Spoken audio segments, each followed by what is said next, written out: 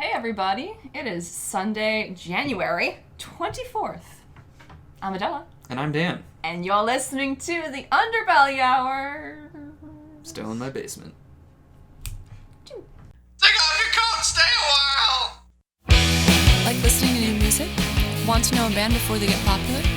Tune into the Underbelly Hours, Sunday nights at 6 p.m. on WRSC 88.7 FM, and discover the best of local, unsigned musicians. Don't miss out on the next big thing. Welcome back, everybody, to another episode of the Underbelly Hour. So excited to have you here with us. We got a pretty big deal coming on the show. We do. His name's Khyaam, and it'll be great talking to him. Before we do that, we have some new music to really quickly, briefly announce to you, of course. This wouldn't be the Underbelly Hours if we didn't shout out the latest and the greatest in our minds of the local music scene. So, starting us off, Adela. Oh, me? Okay, that's fine. So the one I wanted to give a shout out today is To Crawl Across the Sky, because I finally finished listening to his album, The Void Alone. It's a very, very long album. About Cover art looks phenomenal. Yeah, 27 tracks. We'll put the cover out on the screen or something. But it's a really interesting album. It talks about the journey of the last human into space, and kind of questioning existence and stuff, looking back on life. In space? Yeah, so the last human gets on a vessel and exports herself into space and is going on a journey to God knows where. All right. And just the things that kind of go through her head, the memories of the last days on Earth, what might be ahead, reminiscence on God, and all the things that she starts to hallucinate and stuff. It's really, really This is a very cool. implausible scenario. Who knows? What kind of tech do you got, huh? Nathan, you're going to have to let us know. I don't know what kind How far of are you tech. actually going to get before you run out of oxygen? Well, right? that's the thing, though, right? I mean, it does talk about, Do you address these questions? I Right? mean... Are you going full-blown The Martian and, making it scientifically accurate? I don't think Where's Matt Damon? Oh my God. It's more about the philosophy. Can we at least get a McConaughey? It's more philosophy, my friend. Not the science part, but definitely the philosophy part. I'm also, calling Neil deGrasse Tyson. Maybe Neil would have something fun to say about this, actually. But this is a very beautiful album. It's written with a bunch of different thematic elements that come back and forth. There's some prose in there, there's some poetry, there's some singing, there's some death metal kind of style stuff, and post metal as well. Highly recommend everyone check it out. This is an album though that you should listen to in chunks. There's moments where you could stop for sure. It's What's hard. what's the length? What's the full length? Probably over 2 hours. Holy shit. So don't listen to the whole thing at once, or you could, but it's a little bit hard to. So I took breaks every couple of arcs. So luckily he does label the arcs, and you can kind of choose a place to stop there if you wish. But check that out. That's one hell of a concept album. Super cool. Void Alone. I still need to check it out. Crawl I must say, I'm still naive to the music on this, but eventually I'll take the time. I'll just go on for a super long walk. Just put it on. I think the one thing I will say, maybe, Nathan, it is long, right? And that is a little bit of a hard thing to digest because it's so long. But it's beautiful, and I do. You are combating with probably recommend. the lowest attention spans in human history. That's right true. now. That's true. Not but knocking it. It's just a challenge. it's a challenge. I feel like. Let's get him on the show. We'll talk about Nathan. What's been the response? Have people been able to take the dive and commit to the full thing, or are people just taking in kind chunks? of assholes about it? Yeah. Let us know, actually, and yeah. How many people said try it's and this invite. too long? It's too long. Yeah. That'd be interesting. I'd be curious, Nathan. But anyway, the album's called, again, The Void Alone by Crawl Across the Sky. We'll throw on a track from there. I really like the Waiting for Daybreak kind of arc, or The Tragedy of Commons, because that's the prose section kind of music, which is really cool. I have been counting the days. I'm not entirely sure if each passing day is a small victory or whether it is another day in which the desire for life has held me captive. Almost a year, and the more days I count, it seems to me, whether victor or captive, it is a losing hand in which we have been given. Sorry. I've been given. What does it all matter if nothing I do will be seen or read or heard by anyone? If it will all end with no consequence? It seems also that humans were put between Scylla and Carbitus. If God knew all paths and ways of time, surely he would have known that Adam and Eve would have plucked the forbidden fruit long before he breathed life into their clay. And this humanity was on a spiral downward from the beginning. Humans were social creatures, desired to be loved and to love, to live and to bequeath life unto others. And it is that nature that damned us. We consumed and gave things that are not just ours, but our planet's. We broke away from the natural cycle of life, encroaching on the territory of other mammals and populations, cultivating our own food supply, creating our own cities. I don't think it was a bad thing necessarily, but all we did was take, never give. Those beautiful, intimate moments, the fragile nipple, the white linen sheets. We made love and decreased the mortality rate. So we bred like rats, fruitful and multiplying far beyond our means of production. And we could not let our brothers and sisters die. We could not. We tried to feed ourselves and save ourselves, but all that did was cause more starvation and suffering. There was such little habitat for such a quantity of inhabitants. So we quarreled and fought, waging wars for more land, more economic resources, more food to survive. We lived Pyrrhic lives, every last one of us. In extending our lives, we subjected ourselves to a living hell. And those few who had the means to drastically increase the quality of life and their lives sought to increase it for themselves, leaving behind only scraps of scraps for the many. They made themselves untouchable with their wealth. They made strong and lofty walls, both literal and socioeconomic. They sought to forget we existed outside the walls with ample food and drink and entertainment. But all things are temporary and no one escapes death. The mighty cried, peace, safety. But that day came like a thief in the night.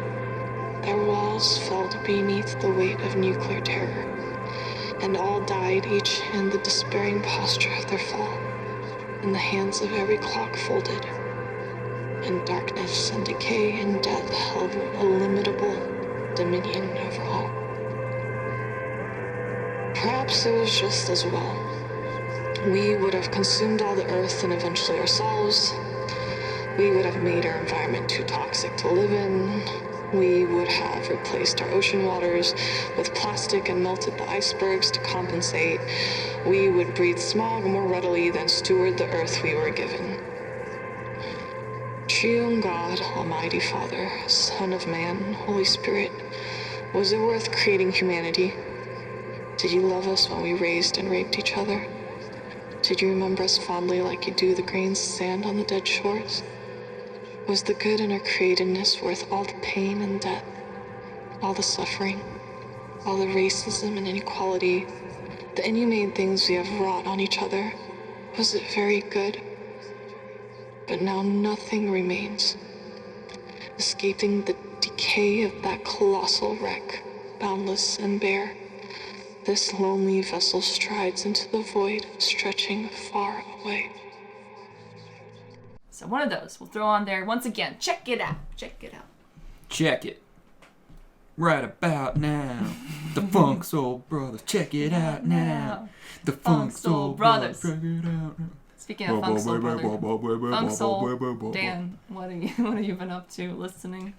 Well, I had the chance to partake in a little video shoot for an upcoming music video, and I was one of the extras. Is it There's another extra involved, also involved in the local music scene. Got to talk to him and totally was reminded that he had some new music that he put out at the end of 2020. Mm. That man is Jack the Acquaintance. Whoa. Singer-songwriter type, but more, rockin' than just a guy with an acoustic guitar, at least on the recording. Mm-hmm. And he put out a song in October. Let me find it real quick. Optimistic. Ah, that's something we all need right now. Yes. A little bit of. Yes, for sure. And he has a version that's an acoustic demo too, to kind of see like how it developed. I like people who do And that. Cool. you can check it out now on all streaming platforms and Spotify and whatnot. I would say that it kind of reminded me of maybe like a Weezer-esque ballad type, where it like still has the distorted kind of rockin' guitars, but a little bit more laid back. And I feel like the vocal delivery was, Weezer-esque. Cool. I don't know how else to describe. Yeah. Whatever that guy's name is. Yeah, I don't know him either. He's not relevant to me. But yeah, I kind of had that vibe. Jack, you can tell me that I'm completely wrong and my taste is shite, but that's what it reminded me of. Fun song. Check it out. Optimistic by Jack the Acquaintance. He's got an album that he's finishing up right now, so we should be hearing more of him soon. Nice. Chubby. I wanna make you smile, like your vices are vices, like your highs are just highs, like there's no void. I don't wanna paint you like a Mona Lisa. I want in the orchestra and your ode to joy. Well, I'm not naive, I believe I'm optimistic, dedicated, but I know it's out of my hands. Yeah, I know it's out of my hands. We could talk into the night, I could take a weekend, book a flight, but I don't know it's out of my hands. Yeah, I know I wanna be fun, like how you like to have fun, but not be trying too hard, somehow make it my own. You got this way that I love, with all these things that I don't know. I wanna know, can you show me? I wanna be where you go. I'm not naive, I believe I'm optimistic, dedicated, but I know it's out of my hands. Yeah, I know it's out of my hands. We can talk into the night, I can take a weekend, book a flight, but I know it's out of my hands. Yeah, I know I wanna hold you when you need help. You're so beautiful, so far away.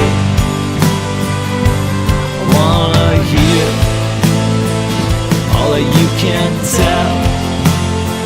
You know I think about you every day. You know that I love you through everything. You know that I love you just the way you are. I want you to love yourself through everything. I want you to love yourself just the way you are, just the way you are.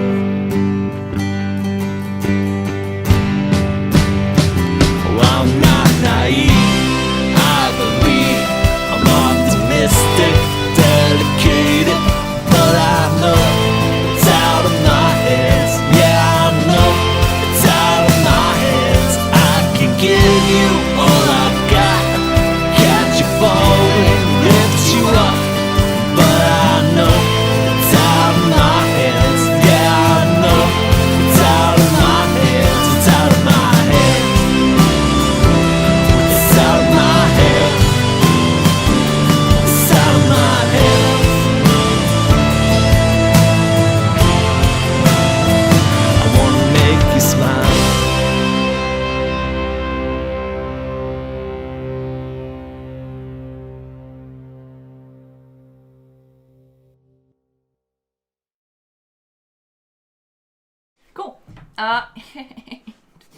Without further ado. What was that? I don't even know, my friend. I don't know.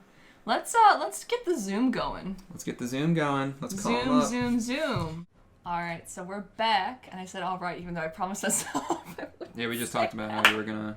All right. Get rid of that. That's true. Yep. Anyways, we're back. Alrighty. And we have a wonderful guest on the show today. Somebody who has a lot of experience working with a lot of different types of genres, but also in a lot of just mediums of art. He's done stuff for filmmaking. He has started his own record label now, and just it's such a pleasure to have him on the show. Really talented guy. Want to welcome Khyaam Haque with us here on Zoom. Hey, what's up? How's life, dude? Doing good. Thanks for having me. For sure. This is great. Thanks for adjusting in the Zoom sphere. I know it's not ideal, but we are really excited to have you on and talk about all the crazy cool things you do. So excited. So of course, since you are a new guest though to our podcast, brand spanking new, we have to start off with a little bit of an icebreaker game, and I'll let Dan introduce this one. Because it's one of our classics here on the show. Is this the first one we ever did? I think it's the first game you ever did, yeah. When we thought we were clever. Alright, this one's called the Synthesis Game. It's basically an excuse for us to ask you a bunch of stupid questions. We're going to be asking you questions that kind of make you describe your music in non-musical terms. Kind of bringing outside of the box descriptions for your music. So, and then we'll list them off, and then we'll give the listeners a sample of your music. Yeah. So basically, we'll ask you the questions, if they agree. And then close it off with a sample of your song in the podcast. All right. Okay. So, without further ado, let's begin the synthesis game. Want to the first question? Yay. Okay. Yeah. So, Khyaam, if you had to describe your music as a collection of spices, what spices would you call it, and why? Ooh, so I can choose multiple. Yeah, you don't have to just go with like cinnamon. You can go with the whole flavor variety. The whole spectrum of flavors. Yeah. I mean, I think maybe maybe something like cardamom or bergamot. I don't know, whatever bergamot. Yeah. I think that would be pretty good. What else? I don't know. I don't really think my music is very savory, but maybe sage. I could see maybe sage fitting in there somewhere. I think I just like the word sage, though. But I don't know. Probably not cinnamon either. But yeah, cardamom or like bergamot or. Well, sage is more calm for sure too. It's like a kind of a very relaxing type of spice. When you smell it, at least, and putting it into cooking is like. Nice and so mellow. Maybe like rosemary then. Rosemary I think is kind of a relaxing scent. Or eucalyptus. Maybe like menthol. I think menthol. Yeah. Maybe not menthol. Is menthol spice? I'm talking about the cigarettes. But maybe mint. Mint would probably be best. Yeah. Nice. Okay. Yeah. I think that makes a lot of sense. The rosemaries, the mints, the eucalyptus, and parsley, sage, and thyme. Parsley, sage, rosemary, and thyme. Yeah, like the Simon and Garfunkel song. Right. Yeah. Scarborough Fair. There you go. Cool beans. All right, moving on. Question number 2. All right. Now, if your music had to be paired with any other type of art medium, what would it be? Like if it was a book or a visual art piece, playing in the background of an art exhibit. What kind of art would your music be accompanying? I don't know. I mean, I get a lot of people that. I mean, I consider video games art. So for sure. I get a lot that my music would go well in like some sort of like an independent like video game. But yeah, definitely film, of course, for obvious reasons, because music is paired with film always. But I don't know. I mean, I guess I could see maybe like some sort of like a themed set of paintings, or maybe a more so than photographs. I think paintings would probably suit my music pretty well. But yeah. All right. Awesome. I themes. totally agree with the video game. It's very score-like. Or, yeah, can be. Awesome. Yeah, Last okay. question. And then the last question. If your music... This is silly. Bear I with love us. this one. If your music was a kitchen utensil, what kitchen utensil would best describe your music and why? A kitchen utensil. Yeah. Like, is it... Maybe... Go for it. Go ahead. I was just going to give an example if you didn't really have one. Go ahead, yeah, give me an example. Maybe, All right, so like we had someone say, you know, my music is like a pot because you can make like big hearty soups in it and it's just like full of content and just like rich and dense. Or like, I don't know, somebody was like it's... Somebody said a blender. Somebody said a blender, someone said a spork. Yeah, because it could be a mix of things. I kind of like... I like spork because one, it's hilarious, but two, it's multi-use. So yeah, maybe because I'm sort of like a multi-instrumentalist, maybe a spork would make sense. But I don't know, because of how slow and drawn out my music tends to be. I mean, maybe something like a slow cooker, you know, something that takes time. I like maybe that. just a timer. I don't know. Maybe just time itself, like a clock. Yeah. That music is time. The timer on your oven, you know, maybe something like that. Cool. Awesome. All right, Well, so let's run them down. if Khyaam's music was a collection of spices, it would be something along the lines of rosemary, eucalyptus, bergamot, and mint. Sage. And mint. sage. Just something more relaxing, right? And then... The music, if it could be paired with any other type of art, it would be definitely video games and like a film score, but also maybe perhaps a painting exhibit.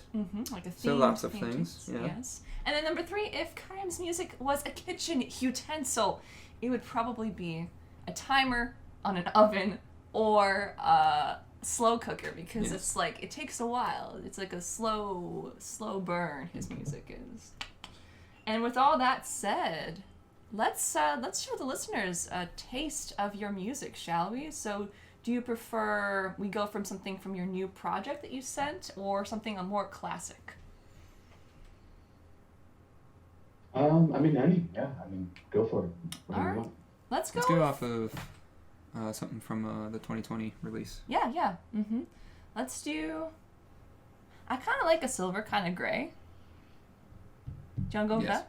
Let's start with that. So this song is A Silver Kind of Gray. Yeah, that one's... that... Go for it.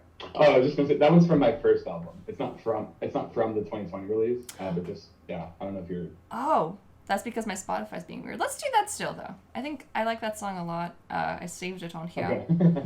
So let's go with A Silver Kind of Gray by Khyaam Haque on... The Underbelly Hours. In my basement.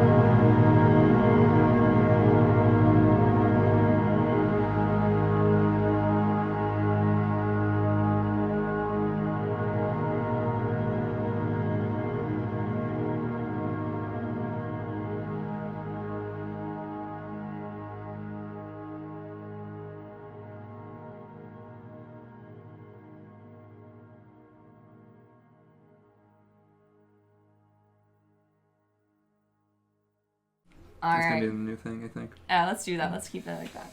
All right. So with all that said, with the listeners getting a glimpse into some of your music and into the more non-musical, perhaps, elements of your music, let's start talking about you as a musician, right? Because you have an interesting journey that I feel like a lot of people would be interested in hearing about. You started in Mexico, and your first instrument was the guitar, and now you're here in the States as like a minimalist piano film composer. So what motivated you to first pick up the guitar, and then how did you, let's go through your journey. How did you find your way to this point in your music career where you are now, right? Sure. Yeah. Okay. So Khyaam origin story. Love it. Well, it's an incredibly long story, so I'm going to do my best to keep it summarized. But I mean, with guitar, I was about 11 years old, and I first started with classical guitar, and I'm left-handed, and so my parents first got me a left-handed classical guitar, and I took a couple lessons, and I was still learning the Spanish language because it was within the first year or two that I was out there, and I didn't really like it. I'm not really this super academic type, so I didn't really stick with it very long at all. It ended up just kind of being like a guitar that was sitting in my closet, and about a year later, I was at a music shop in Mexico City, and actually it might have been in Jalisco, but I lived in Jalisco, and there was this music shop where you could demo like whatever like the top CDs were, or like the top artists or whatever. And I heard the song "Aerodynamic" by Daft Punk, and there's like a weird sort of guitar solo that's in Aerodynamic, and at that moment I was like, oh my god, like I want to play electric guitar. So I kind of did like the same thing, and then in Jalisco, oddly, like you couldn't find like a left-handed guitar like anywhere, so I settled for just a right-handed electric guitar, and so I ended up learning guitar playing right-handed, even though I'm a lefty, and that's what I ended up sticking with. But yeah, I mean, I had the same thing. Like I was in classes for a bit. This time it was as a group, and I think the only song that I actually learned was like "Californication" by Red Hot Chili Peppers, and nice. Not even like all the way through. It was just like the beginning riff or whatever. And so yeah, unfortunately, I didn't stick with the lessons on that either. And then about a year later, after the same thing happening, guitar sitting in my closet, I picked it back up again because I got for one of my birthdays, I got like a tab book of System of a Down's album Toxicity, and I was really into alternative rock when I was younger. You know what I mean? Mm-hmm. And who wasn't, I guess? And I learned the whole entire album like all the way through, and then from that point on, I just started kind of writing my own stuff. I don't really have a big experience with learning other people's songs after that point. And so when I moved and my family relocated to Chicago, I was in a bunch of metal bands. That was kind of the natural progression of getting good at guitar. And all my friends at school were Polish and really big into like death metal and stuff like that. That's so interesting. I played in I played in a few metal bands first. So the first metal band I was in was called Warsaw, after like the city in Poland. Oh my gosh! Did you play a bunch of patriotic Polish heavy metal or something? I feel like a lot of patriotic or heavy metal bands are. I mean, it was kind of, yeah. I feel like a lot of. I just joke because I feel like a lot of. Kind of like we're. Oh, sorry. There's a delay. That's okay. Keep going. Yeah, for sure. And so we kind of sounded like. We tried to just like copy like Children of Bodom, I think, and so I was in that band for a couple of years, and then from there I segued into a hardcore band that was called Dear Desire, and they were based out of Joliet, and I replaced their lead guitar player. I was only in that band for maybe a year or two. We did some like battle of the bands kind of stuff and like whatever, and then from that point I was in a post-rock band that was instrumental, and that was kind of like when a lot of my friends, I was starting to become less friends with people that were metalheads and more friends with people that were like, I don't know, like hipster kids that were into like Arcade Fire and like Sigur Rós and like Modest Mouse and stuff like Nice, that. yeah. So as a guitar player, I was kind of branching out. You know, I started using like effect pedals and things like that. So that's kind of how that post-rock instrumental band happened. Was that your catalyst And, more into minimalist kind of stuff? Eventually, Oh, sorry, go for it. yeah, I think that was some of like the beginnings of that. Was in that band, which was called Green Shadows White Whale, which was named after a Ray Bradbury short story. And so, you know, we did some shows and stuff, but as soon as we were all splitting off to go to college, we were all going to different colleges. So that band sort of dispersed. Unfortunately, it was actually a really fun band to play in. Yeah, I mean, from there, just going to Columbia College, I had probably like 5 or 6 different majors that I switched between before I ultimately just settled on one of them. But through that process, I mean, that's when I was kind of acquiring like MIDI controllers and just kind of writing music by myself. And a lot of it was electronic, some of it was maybe guitar, and then piano just kind of seemed to inspire me a lot. I mean, eventually I had enough money to get like a weighted 88 key keyboard in my house. And yeah, I mean, I guess from there it's history. Yeah. Is there any, throughout that time, since that's a pretty long, like, musical journey, right? Going through a bunch of different genres. Yeah. Which gives you, that gives you, like, a very good background, right? I think for writing music, being able to pull from all these different places that you yourself played in. But I'm curious, too, sometimes there's, like, an album or a song or something that really cements, like, a shift, right? Something that really inspires you to go into a certain kind of genre. And, you know, since you've been in this kind of more instrumental piano genre and for the last couple of years, I'm curious, do you have any like song or album that really pivoted and made you go into the direction more? Or was it just like, you know, experimentation, the changing of different bands, the transition from band to solo artist, more so that kind of thing? Yeah, so around the time that I was doing or first started going in that piano direction, it was the first time that I'd lived alone. I've lived in this place for the past 5 years.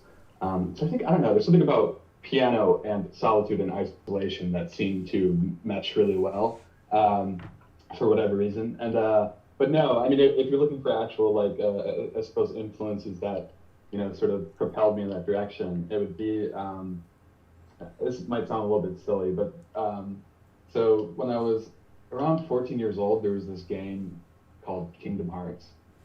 Yeah. And the game Kingdom Hearts, the menu screen had like this really just beautiful, almost nostalgic like piano melody in the beginning. And it's funny because I've never actually owned that game. I only like saw like the menu being played like at a friend's house, you know, before they were like about to start playing. But you know, it's got like this crazy fantastical world. I mean, it's like a mixture of sort of Final Fantasy, but then they kind of hit you with the sentimental Disney stuff or whatever. But that tune, which I think is called Dearly Beloved, that was like the moment where I was like, I want to start doing more piano stuff because there was just something that was so, I guess, like dreamy and nostalgic about it. But you know, and then that segued into all like those piano versions you find from like Final Fantasy games.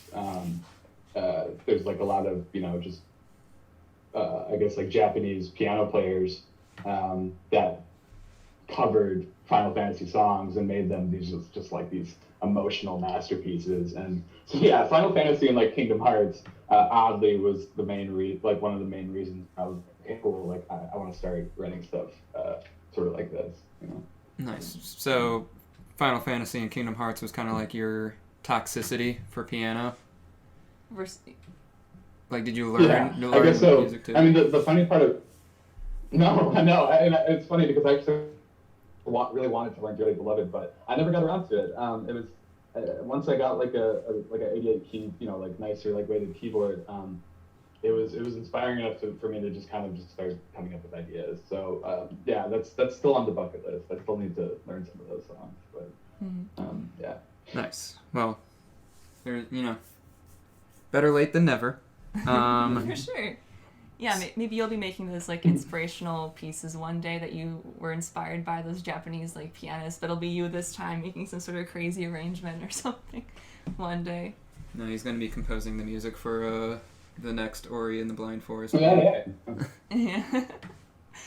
Cool. So, what's Ooh, interesting? yeah, that's a good one. Right? Ooh, you know what? Also, let's gush a little bit about video game music. Have you ever heard of the game Unravel? Mm-mm. Unravel is a fun little... Yeah, the yarn one, right? Yeah, yarny. Yeah. You're like a little yarn person? Yep. Yeah. The music, yeah, it's cute. that soundtrack is pretty top-notch stuff. Like, I go back and listen to those soundtracks, both games, a lot. It's very minimalistic, calming, very much like your music, where it's very atmospheric, ethereal. Interesting. Yeah. I feel like I don't know that one, but the one that The comes indie to mind. games, those indie games have like, oh, I'm sorry. No, go ahead. There's always like that weird delay when you never know when someone's gonna talk. What was the independent games, like the ones that only take like 1 to 2 hours to beat? They have like the best music. I don't know what that is. Maybe because they're more experimental and sometimes more abstract, and they have, I think, a specific form of storytelling. To me, that's a little bit more artistic. Somehow, all the music for like independent games seems to be better than like any of the mainstream stuff, in my opinion. For sure. I think it's partly like, yeah, it's already in a realm of more like artistic intent, you know, for the purpose of the game. And I think also just having it being an independent studio allows the developers more freedom to, you know, get these more not experimental scores, but, you know, But just more, I think there is just more freedom. I think that's the right word. Just there's more freedom for people to do what they want. More freedom, yeah. right? Yeah. It doesn't have to be this huge like Hans Zimmer score in the background while you're blasting away whatever the enemy is in the next Call of Duty game. Yeah. Oof. Yeah. I just have one quick shout out for video game music if we're gonna mention that, and that's Hollow Knight. I listen to that soundtrack a lot. I really love it, and it's such a cute, beautiful game too. So that's one great. I really like. But Note for the audience: go check out some great video game scores.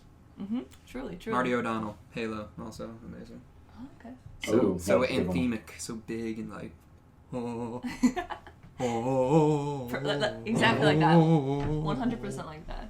Righty. 100% recreation of the soundtrack right here. I kind of want to delve into I actually thought a funny thing. Go for it. No. Sorry. Just keep going. Just I can't get the plow I can't through get us. the timing right. Yeah, plow through us because Yeah. you're more important. So. No. Oh, for sure. Yeah, not at all. No, but to second what you were saying about the Halo soundtracks, there was this funny thing that happened to me the other day, because I remember in Halo 2, there's this one mission where you're like flying through one of the Banshees or something, and you're hearing like this like prog metal song. Yep. I think it was like And Steve Vai. like, I remember it being like so amazing. No, I looked it up because like it was years ago when I played like Halo 2 or whatever, like with my cousins or something, and just oddly remembered it. When I looked it up, the band that did that song was Incubus. Oh yeah, And I was Incubus like, did. what? Yeah. Like, Yep. yeah, and I'm like, Incubus, like, they don't sound like that, like, at all. So, like, I was really surprised. Like, I was like, holy crap, like, Incubus did that song? Like, okay, rad, you know. Cool. Nice. Well, actually, if you go back to Incubus's like first label EP release and then the first label album release, because they did like an independent one that was basically the Chili Peppers, but their first like studio album was very much metal, kind of like metal funk kind of thing, and it was very kind of proggy-esque. And that was kind of around the same time, I think, Halo 2 came out, was that album, and then their Morning View, which really started blowing them up.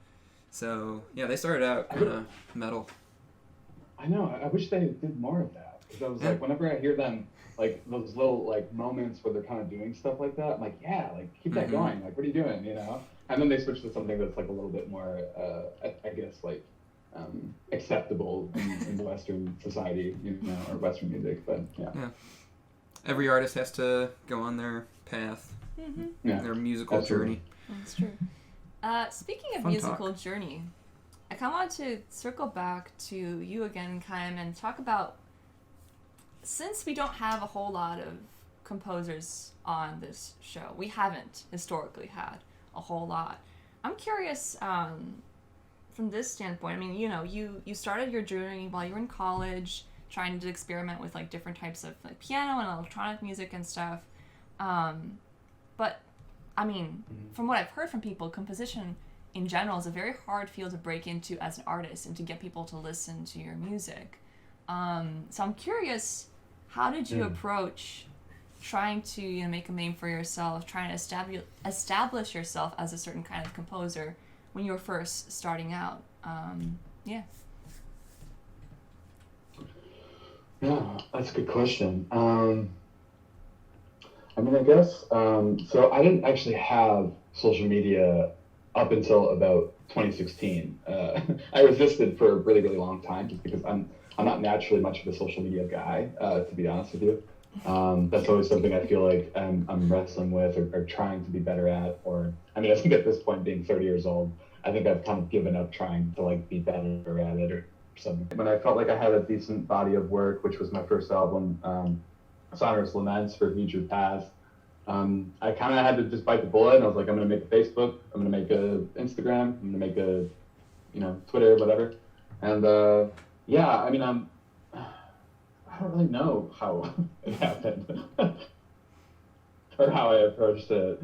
I think I was just kind of figuring it out as I went along, but through just the internet and particularly Facebook, I kind of stumbled upon just like a community of people that were just really into that style of music, I guess. And so I guess you could say maybe I got lucky, but I don't know. It might just be like the nature of that genre itself.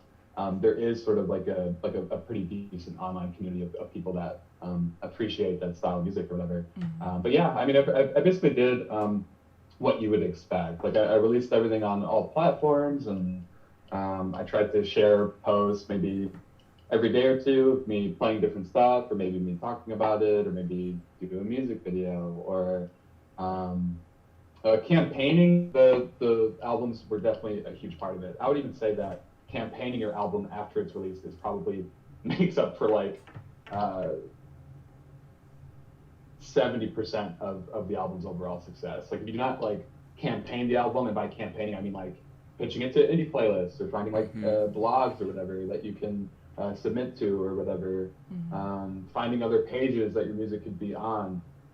All that stuff is super, super important. And oftentimes like what happens is that after people release the album, they maybe talk about it for a couple days, and then like nobody cares, and then like the experience is over with. And it was kind of like, it's almost like it was done for nothing, unless like you're okay with like, you know, just releasing albums for yourself, for your own sort of personal happiness. But yeah, I mean, each album that I put out, there was always sort of some type of a campaign that I did once it was released to kind of you know, keep the buzz going, so to speak, and try and get it to snowball, so the plays are just start to just kind of happen and accumulate, I guess.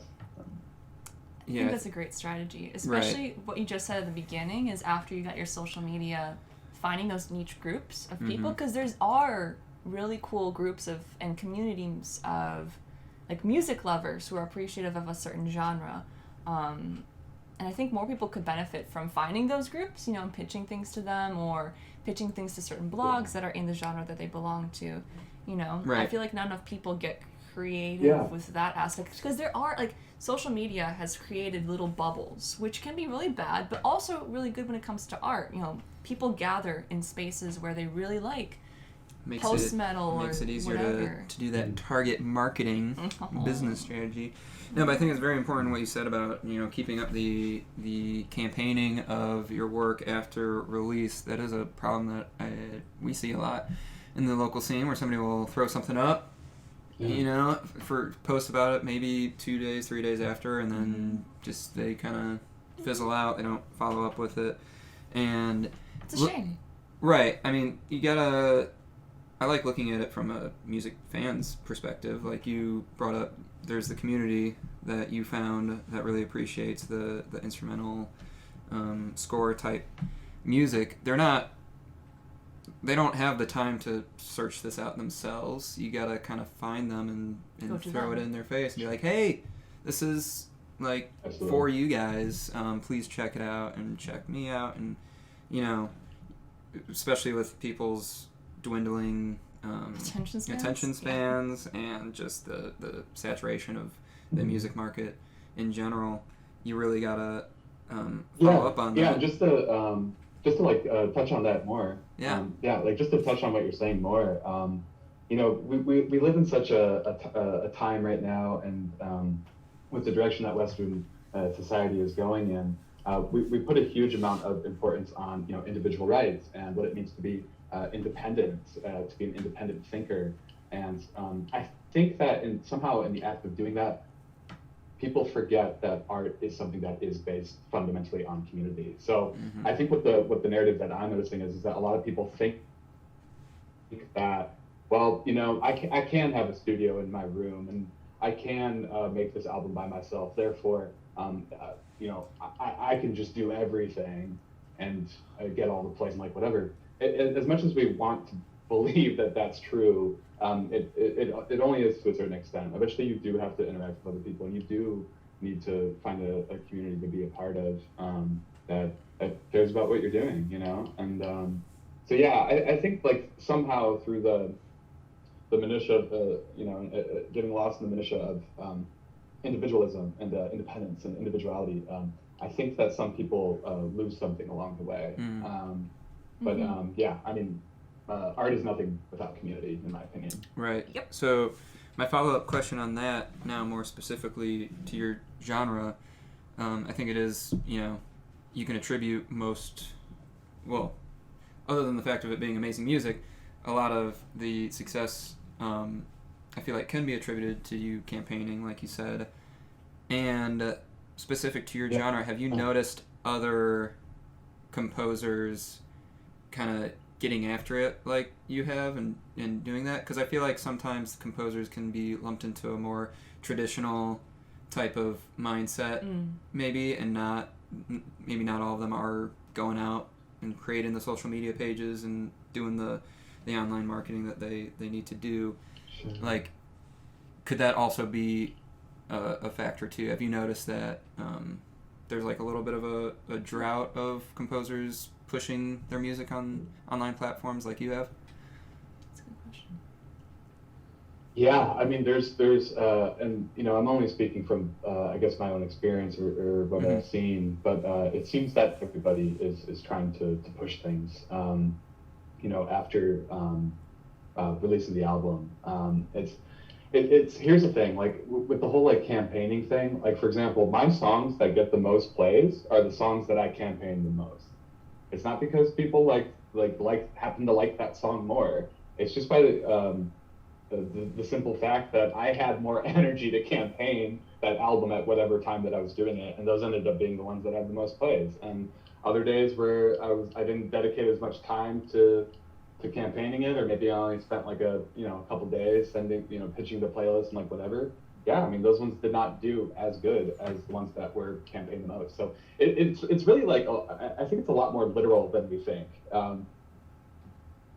Like, you are going to get more plays on a song if you're campaigning it more, and but obviously there's the factor also that people like what they like, and sometimes what you think is going to be like the song that really works out or that really gets like the most action ends up being the song that gets the least action. So it's strange. You're kind of mixing the subjective experience with art with something that actually works very linearly and is algorithmic, and that's it's a difficult thing to do. You know, it's hard to match something that is supposed to be subjective and hard to quantify with something that is defined and something that is algorithmic and works in a linear fashion. So I don't know. But to answer your question, I think I might have kind of digressed there a little bit. It's a mixture of both. You know, I see some people that are really going for it. Some that might even have more energy than I do and get like incredible plays and stuff like that. And there's some people that maybe don't really campaign it much at all. And I don't know if it has something to do with they simply don't want to, or they don't know that that's sort of a part of the process. I mean, I don't know. I mean, it probably just depends on the person and Yeah. how they're approaching it, whether they're strategizing or not. For sure. Right. I'm sure it's hard for artists. I mean, I struggle with it too, to be wrapped in the artistic process of it and then have to switch, completely over to almost like this is a product now, and it's all objective, and I have product. to and I have to get it out by these very materialistic type marketing strategies that have been around to just and I think that's the hard part about it, is that, like, I know, at least for me personally, the joy in making the music and in the art is in the process of making it itself. I have to be honest with you, by the time I release an album or an EP or a single, by the time I'm releasing it, I don't really care that much about it, because, like, I've already done the act of doing it, and that's where I got my happiness and sort of my joy out of it. So sometimes, the release part can feel really secondary, and to be honest, like, for me, it does feel a bit anticlimactic to release that, because I've already had my moments in the process of making it. So it's understandable why that would be hard, like why that would be difficult for some people, because that really is where you experience the most joy. It's sort of watching it all come together.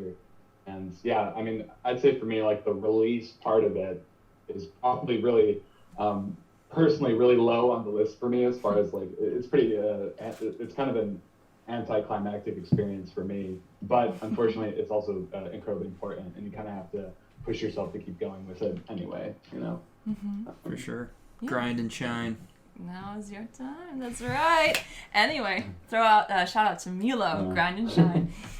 Anyway, let's take a chance now to throw in a track, actually, just another song, because we've been talking a lot, and you sent us a few tracks. One of your freshest beats. Well, this is actually from a new project that you're working on that we can maybe talk about a little bit. I know that you said we can't discuss details, but maybe we can use it to dive into some of the projects that you've done in the past, right? Let's go with maybe... What do you think? What should we play next? You sent us... So we already played a Silver Kind of Gray. We got As the Crow Flies, What Happened to Us, and Countless Crimson Stars. I mean, we could go with As the Crow Flies. That's from, like, my most recent album I put out last year. Silver Kind of Gray was from my first, so we could kind of mix it up a little bit. Sweet. Shows the juxtaposition. All right, you're listening to As the Crow Flies on the Underbelly Hours in my basement.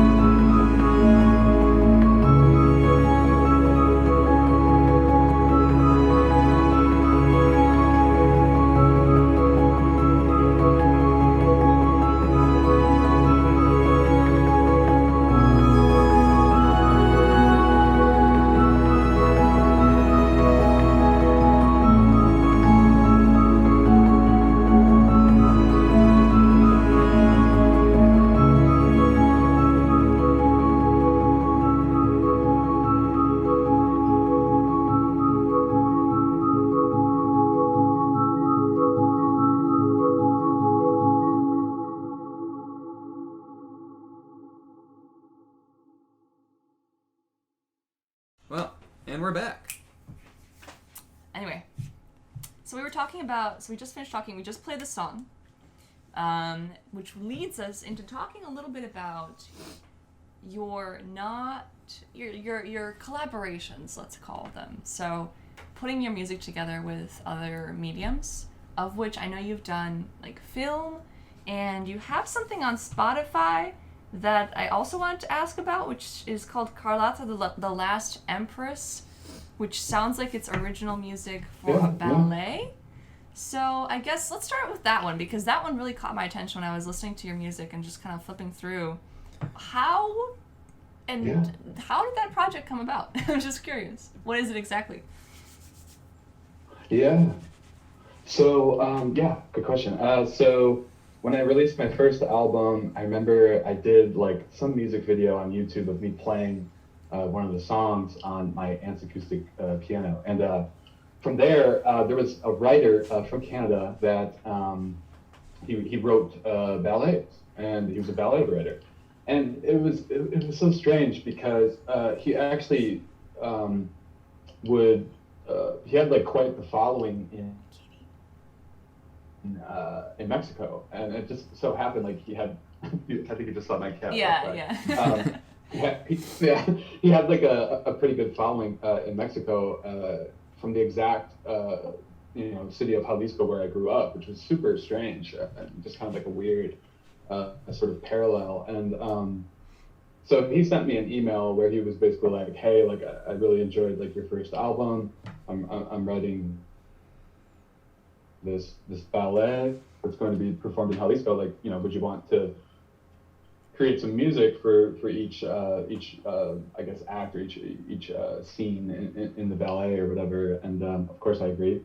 And yeah, so he kind of just told me like what each what the story was about, and what type of music he was looking for, and sort of like what the chapters were, how the story went. Which, by the way, Carlota, that's actually like something that is part of Mexican history. So that story is something that actually happened. So the story of Carlota and Maximilian, they were supposed to be the rulers of the New World, which actually didn't end up being the case because they, I think, obviously, they were not the rulers of the New World, and it ended up going south in a lot of ways. But anyways, yeah, so he sent me an email. I made some music for it, and then ultimately it was performed a couple times by different ballet groups or dance groups. And I wasn't really involved in the performance aspects of it. It was more so like he needed some music, I provided it, and because I was able to keep the rights to the music, I was able to just kind of release it as an album. Over the years, I've received videos from a couple, ballet groups that will dance to some of the songs, so it's pretty cool. I'd never done a ballet before. To be honest, it wasn't really something I was really that interested in, but I took the opportunity, and it ended up being pretty cool. And some of those songs ended up being some of the songs that got the most plays. So. Yeah. It's pretty cool. It's pretty wild. It's interesting how life works, right? You never know what's going to fall in your lap one day. It might be a ballet, right? That's so cool. Right. And what was even weirder about it is actually my best friend from grade school. I went to a Christian private school in Mexico. He ended up becoming a ballet dancer. And what? He ended up being one of the dancers who performed that ballet.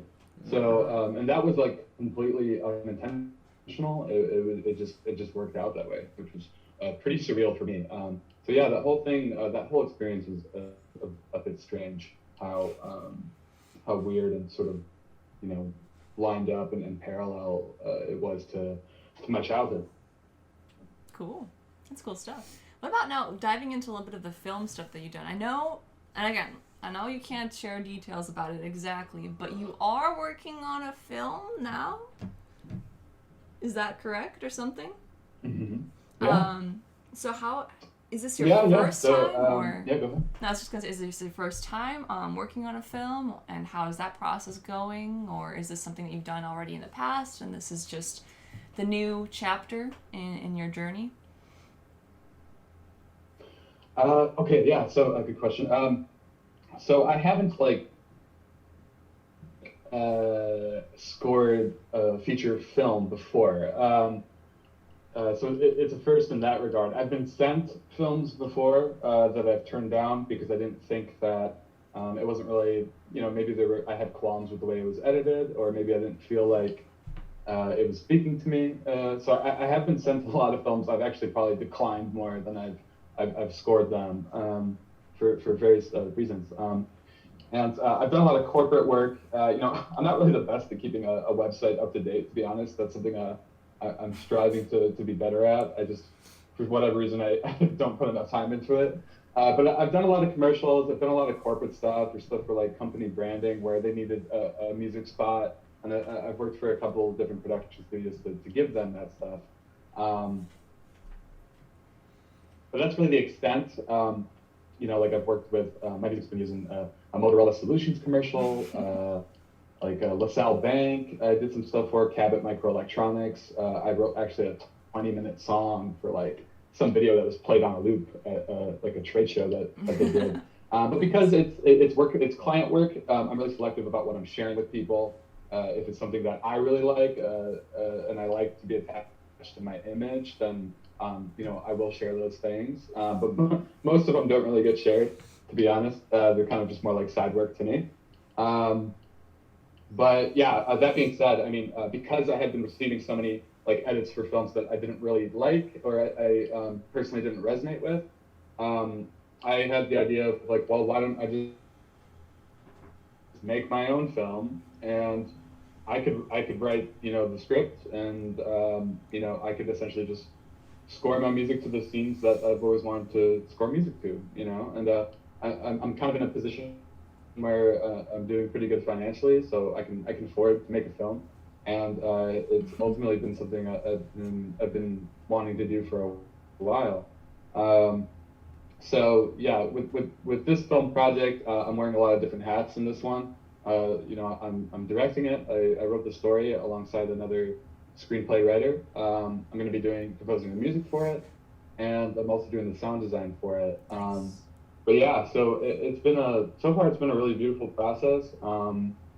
It's highly collaborative, and I love all the people that I'm working with on it. I managed to find some really great actors, and a really good sound mixer, a really great cinematographer.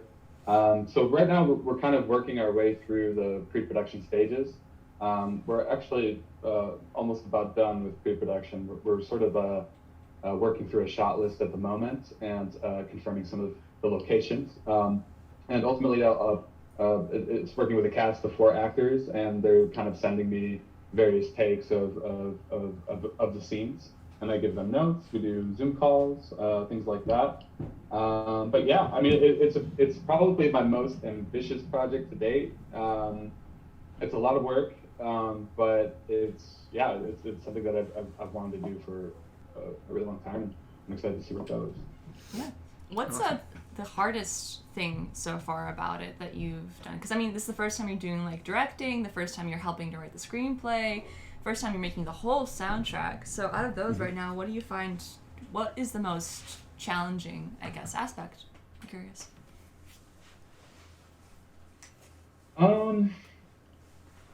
If there is one, I don't know, maybe they're all. I don't know. Equal. I mean, yeah, I can't say that it's felt super challenging yet. It's mostly just been really fun across the board, whether it be like conversations I'm having with our cinematographer, or conversations that I'm having with the actors. But so far, yeah, I mean, I think I managed to find a really great group of people where it just seems to mesh, where we all have sort of a shared vision and a shared goal, which is important. So yeah, I mean, it hasn't been entirely challenging yet, because we're working with a budget of about $40,000, so it could be hard to sort of allocate, where that money is best well spent. But that's the benefit of working with people that are better at something than you are, Right. Because they can kind of steer me in sort of a good direction. So I was really, it was really important to me to choose the right group of people to work with, because it is my first time, and ultimately I want it to be good, and I want it to be something that people enjoy to watch. Yeah, I mean, I think the act of working with people that are better at doing things than you are is, for me, is super important in this case. For sure. Awesome. Well, I got one more question before maybe we play another tune and switch over to talking about Circa Records, possibly. And that's regarding the music when you're composing for film scores and whatnot. How much have you picked up any like music theory knowledge along the way? Because I know, with scoring something, you have to put a feeling and emotion to the music to fit the scene, and I was wondering if you're doing all that just by ear, or have you picked up some like theory tricks that kind of help you get that feeling and emotion along the way? Yeah, cool. So just so you guys know, I'm completely self-taught, so I actually can't read sheet music. I can't sight read. Wow. I forgot that, dude. That's impressive. That's wild. Yeah. Yeah. And and it's been debated that I'm actually synesthetic, that I have synesthesia, because I associate just about any instrument with color. And cool. I've actually taken several tests, and they all seem to point to the idea that I might be synesthetic or whatever, because that's actually how it works, like for me. Whether it's an E or an A or a D or whatever, or different chords or whole arrangements together, ultimately sort of form colors for me. And actually, one of the main reasons that I like, recording software is that you can actually just color code all the different tracks, and that's kind of how I make sense of it. But over the years, I've picked up some music theory knowledge. Like, for example, I understand time signatures really, really well, and that's mostly a product of me being really fortunate in the drummers that I've played with in the past, because I have a tendency to write things in really odd metered stuff. You don't really hear it a lot in the piano classical stuff. Maybe at the very most you'll hear 3/4 or 4/4, maybe 6/4. But you're not hearing any of those like really weird ones that might be like 17/4 or 9/8 or 13/16. I think maybe I've been guilty of maybe using 7/8 in a couple songs for the classical stuff, but I basically just work off the time signatures, and everything else is basically by ear and by color. Impressive. That's awesome. I also find that always like kind of inspiring. I feel like a lot of people maybe get bogged down by that kind of thing, hung up or on it. Yeah. People forget it's just supposed to be a tool. Right. You can use it, you can not use it. Ultimately, whatever you do with it is up to you. Is my take on music theory. So, with all that being said, very cool stuff. Let's play another tune. Yeah. And then we'll switch over to our last topic. Sweet, sweet sauce. I have one I want to play. Let's play with Countless Crimson Stars next. I think that's a cool tune. Let's do it.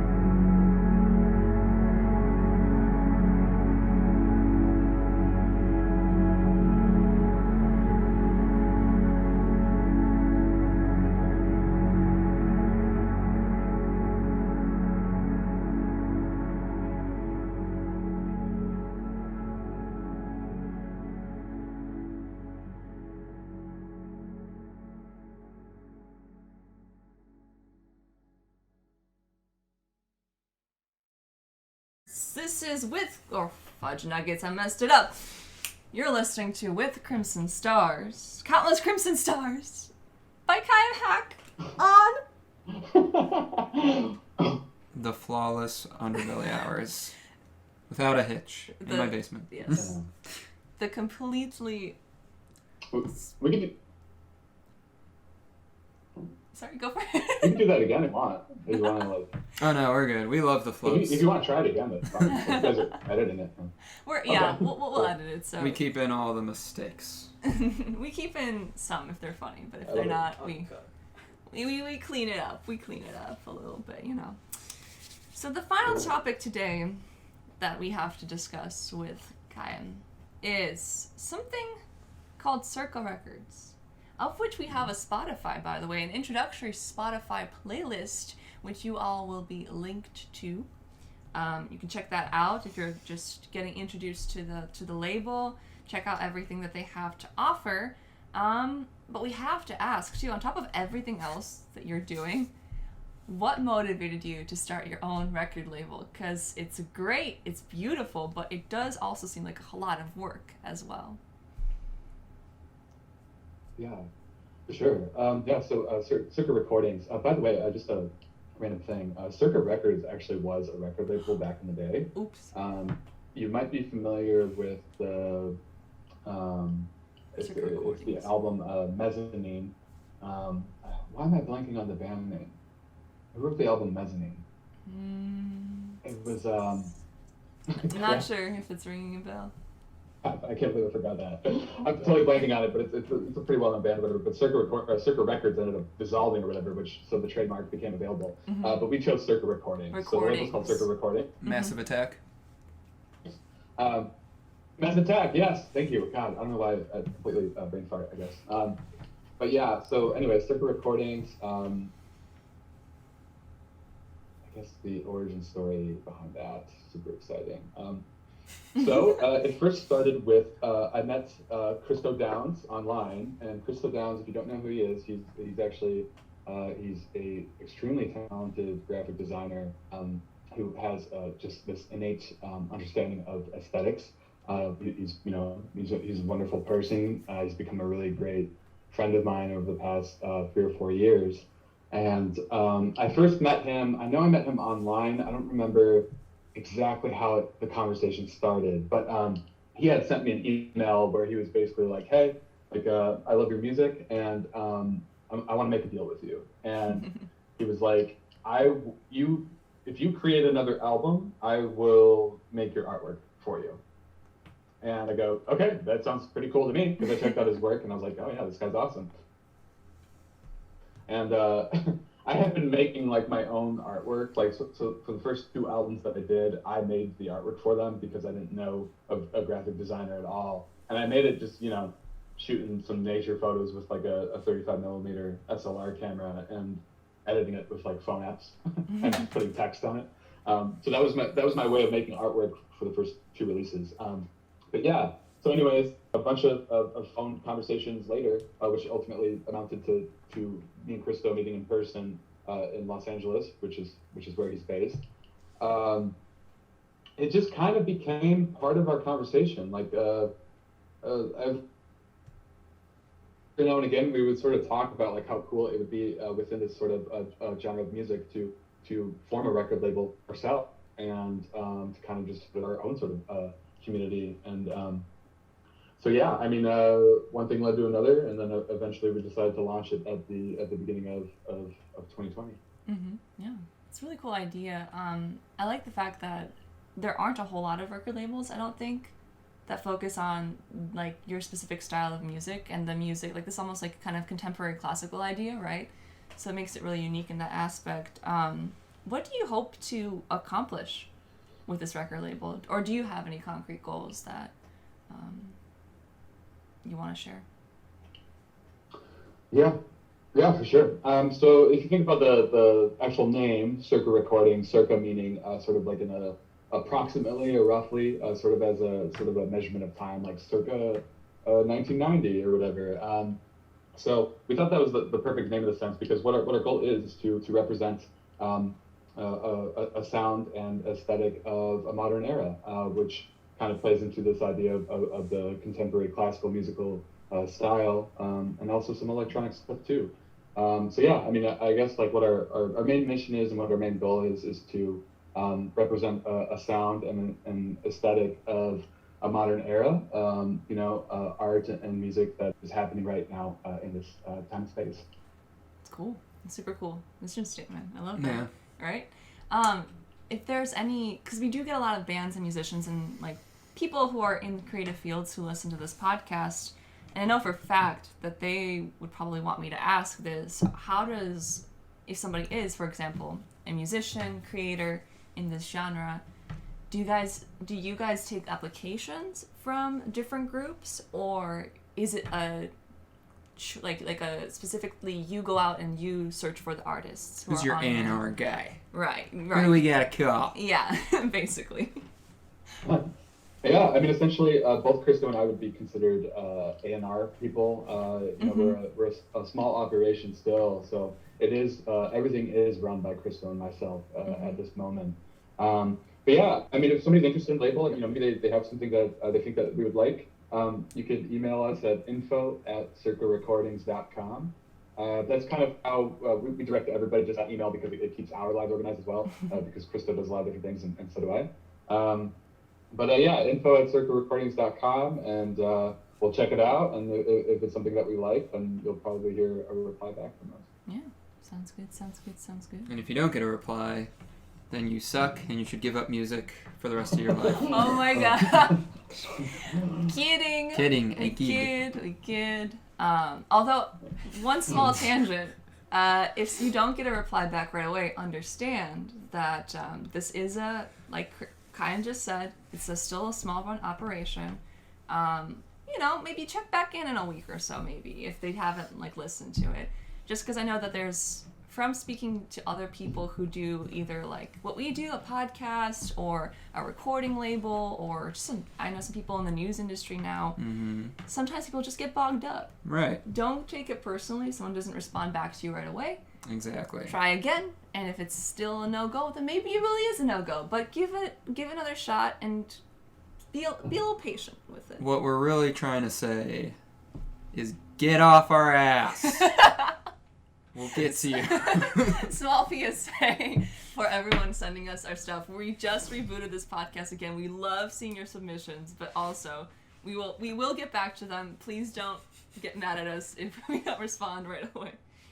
Anyway, going back to Circa Recordings. We do love you. Yeah, I love this idea. I guess, maybe we should just talk about any sort of future goals, because we just did a really big overview of what you're about, dive. Right, Kai? And we have a lot of different aspects of projects that you do, things you're involved with. I'd love to have you back sometime to really do a deep dive on one of your albums, for example. For sure. But this is an introductory thing to you and who you are and your music. So do you have any future goals coming up, future things that anybody who, after listening to this podcast, might really love your music, anything that they should be looking forward to coming up next? Yeah, I mean, it would be the film. The film is 100% my main goal at the moment. Yeah, I mean, to be honest, a lot of my artist releases are likely to slow down as a result of how much planning and time goes into the process of making a film. Yeah, I mean, I think that what you can expect from me within the next year or so is a film. A film to watch. Cool. Awesome. Yeah. It's pretty badass. Super exciting. So, well then let's do all the plugs now. Where can people find you to stay up to date on the latest info on your music and the film? Mm-hmm. Yeah, for sure. I mean, you can always follow me on Instagram, which is it's my first and last name is my username, so Khyaam Haque. Circa Recordings, which is Instagram.com/Circa Recordings. We also have a website, CircaRecordings.com, where you can keep up with the latest news from us. We do have a lot of releases they're in the hopper right now, which are taking a lot of time because a lot of them, some of them do require some design work Some of them I've even mastered or mixed myself for the artist. So yeah, we already have a lot lined up. But yeah, I mean, any social network, if you look up my name, you will likely find me there. Cool. Awesome. All right. Well, I think that that does it for this episode. Yeah. Thank you so much for joining us on this call. Hopefully soon we can have you in the studio in person in my basement and get to do a deep dive. Yeah, sure. Yeah. So, anything else you got? Sounds great. I think Thank you for having me. Yeah, I think that's it. Thanks, Khyaam. Again, this has been wonderful. Hopefully everyone go follow Khyaam and also Circa Recordings. Really great stuff. And again, we'll link the playlist to the Spotify for anybody who just wants to like get their feet wet, figure out, what exactly the kind of music that's featured on Circa Recordings is. It's really great. It's wonderful. Go do it. Go check it out. You'll love it. I'm guaranteed. And I think, if you want to follow us as well, we're the Underbelly Hours, at the Underbelly Hours on Facebook and Instagram, now on YouTube as well. We also have the audio podcast available on Spotify, Stitcher, Google Podcasts, Apple Podcasts. Well, Google's being a little weird Well, okay, right now, Google maybe not, because Google's being strange, but all the other podcasting platforms you can expect to see us on. And hey, if you have a topic you want to hear us talk about, an artist you want us to interview, or just something related to music / the industry, because we've been branching out into that a lot more as well, give us an email at underbellyhours.official@gmail.com. At Gmail. Gmail. Cool. And believe that's a wrap. That's a wrap. I think that does it. Thanks for tuning in, folks. It's been great. It's been great. Catch you again next week. Well, that's right. You're Adela. You're Dan. And this has been another episode of the Underbelly Hours in my basement. Not on WRSC anymore. We're working on another radio sponsorship though, coming soon. If we can spin it. It's coming soon. Yeah. Cool. Alright, and that's a wrap. Thank you, Khyaam. Sorry about the zoominess of this, but hopefully Oh, no worries.